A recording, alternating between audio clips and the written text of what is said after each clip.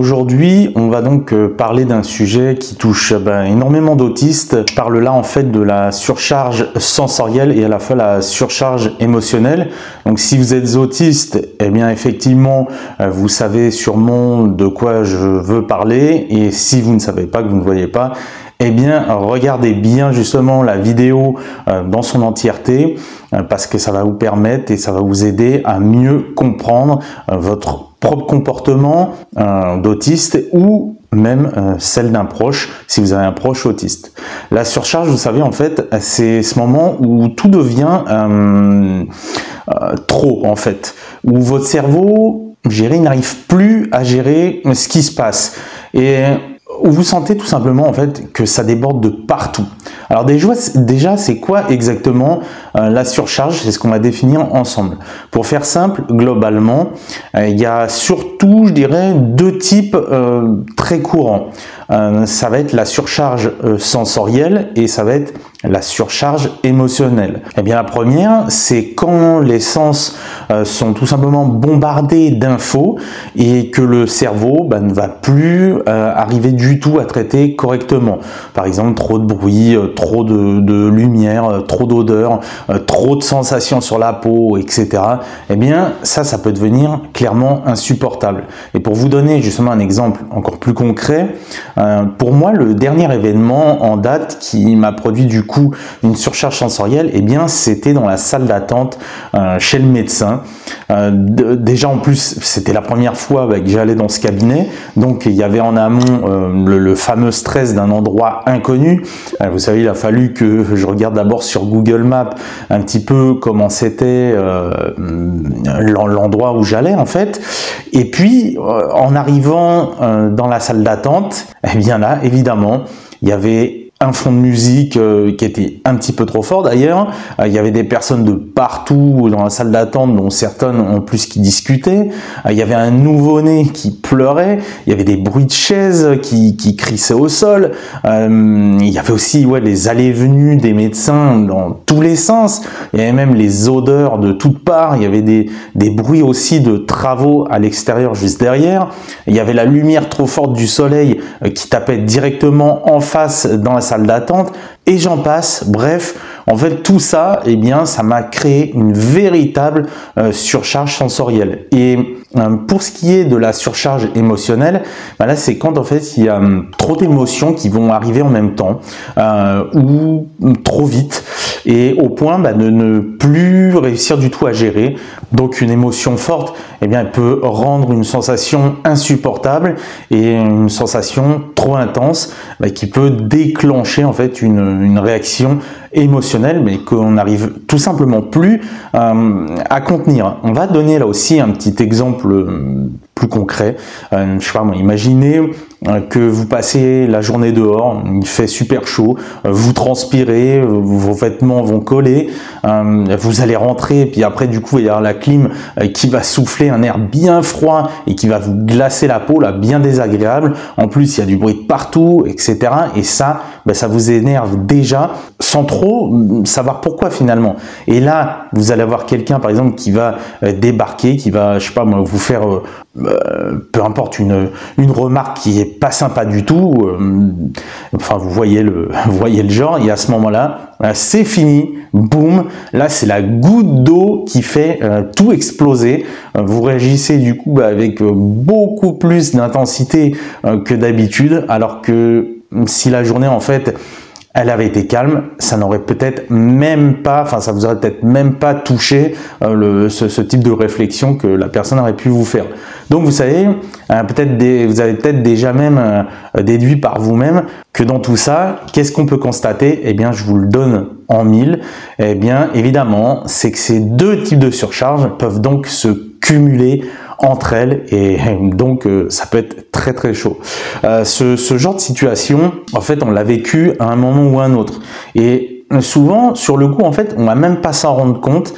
C'est seulement en fait après coup qu'on réalise qu'en fait, on a tout accumulé sans qu'on y fasse vraiment attention. Puis il faut savoir aussi, c'est que la surcharge bah ça ne vient pas de nulle part. En fait, il faut savoir c'est que le cerveau autiste, eh bien, il doit gérer à la fois tout ce qui est les infos extérieures, les sons, les lumières, les sensations physiques, etc. et aussi eh bien les infos intérieures, donc ça va être les émotions, les pensées, les souvenirs, etc. Et ça c'est un énorme travail de triage en permanence. Alors forcément, quand ça devient trop et avec les problèmes de traitement des informations que notre cerveau rencontre déjà, eh bien boum, ça lâche. Dans ces moments-là, le corps, eh bien, il va réagir et dans ces moments-là, certains vont ressentir peut-être une boule dans la gorge, une pression sur la poitrine ou même une envie de pleurer sans raison apparente. Et d'autres vont avoir peut-être du mal à parler, à bouger, comme si en fait tout leur système était devenu en pause, comme si on avait appuyé sur un bouton et que ça avait mis pause. Et ça arrive aussi en contexte social.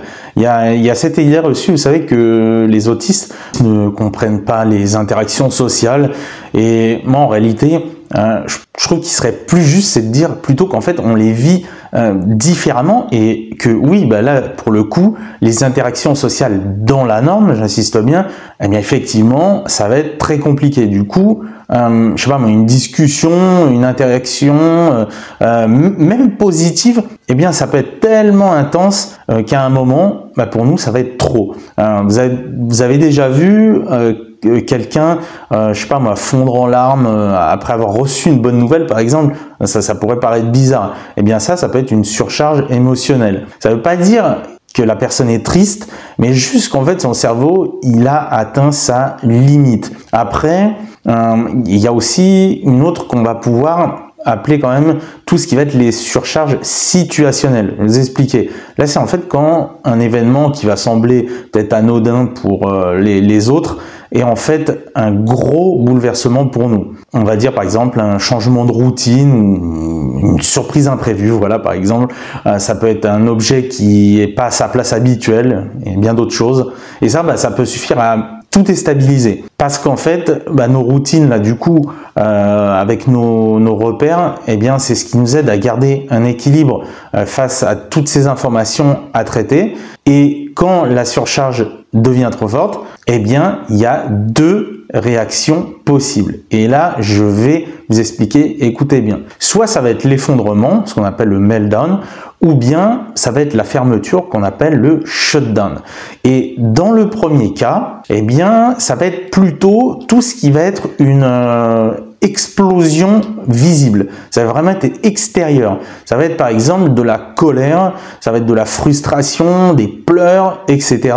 Alors que dans le second cas, là, ça va être plutôt l'inverse, qu'on appelle finalement une implosion. Ça va être à l'intérieur. Donc, dans ce cas-là, eh bien, on s'éteint, on parle plus, on bouge plus, on reste figé. En fait, je trouve que c'est comme si, en fait, on était, je sais pas moi, dans une sorte d'état de brouillard anesthésique dans la tête. Et on va du coup même donner un exemple pour chacun des deux, comme ça va être encore plus simple à comprendre et qui découle de la surcharge. Alors, pour le premier exemple, à ce moment-là, ça c'était un moment où je me rendais à une location pour quelques jours, où je devais du coup retrouver ma famille. La journée, alors elle avait déjà mal commencé. L'autre, je me souviens, il nous avait prévenu qu'il aurait 2 heures de retard. Du coup, vous imaginez bien que ça a chamboulé toute mon organisation. Et quand on est autiste, on sait que question rigidité mentale, c'est vraiment quelque chose. Il y a aussi la pression de ne rien oublier avec les valises que j'avais eues. Et puis une fois arrivé au point de rencontre avec ma famille, ce qu'on avait fait, on avait décidé, c'était de faire quelques courses d'appoint, tout simplement pour être tranquille sur place, pour éviter d'avoir à rebouger après. Donc, sauf que le GPS, là, qu'est-ce qu'il nous a fait? Il nous a fait tourner en rond 3-4 fois dans la ville à cause de l'adresse qui était erronée sur Google Maps pour le supermarché en question. Du coup, on a dû finir par aller dans une petite supérette en centre-ville parce que à tourner en rond, du coup c'est nous qui allions limite être en retard. Et arrivé à cette dernière, là en plus des prix exorbitants, je l'explique même pas, c'est surtout qu'il y avait pour moi aucun yaourt végétal. Et donc c'est les seuls que je peux manger. Et qu'est-ce qui s'est passé là? C'était la goutte de trop. J'avais trop tout accumulé dans la journée et d'un coup j'ai explosé. En fait dans la voiture, eh bien j'ai commencé à hurler, incapable de contenir toute la tension de la journée que j'avais, que surtout mon cerveau avait accumulé. Et ça c'est ce qu'on appelle un meltdown. Là, le deuxième exemple, là, imaginez que, je sais pas, vous ayez prévu que chez vous, en fait, vous rentrez après une longue journée, voilà, pour vous reposer dans le calme, vous attendez à être dans le calme, mais finalement, en arrivant, vous découvrez qu'il y a du bruit de partout, parce qu'il y a des invités surprises qui sont là, il y a de la musique forte, il y a des discussions qui s'entrecroisent, votre cerveau, qui est déjà en surcharge, il en peut plus, il n'arrive plus à gérer. Vous essayez de tenir quelques minutes, puis d'un coup, ça va être le silence radio pour vous. Vous n'allez plus pouvoir parler, vous n'allez plus pouvoir bouger, vous êtes comme figé, comme si vous étiez même dans une autre dimension, comme si votre cerveau il était ailleurs. Et vous restez là, en retrait, incapable de réagir. Et bien ça va être ce qu'on catégorise de shutdown. D'accord? Alors, évidemment, il y a plein d'autres exemples qu'on pourrait donner, mais voilà, il fallait que je me limite à un exemple pour chaque, sinon la vidéo va durer des heures. Donc, maintenant, ce que j'aimerais qu'on voit, c'est comment éviter d'en arriver là.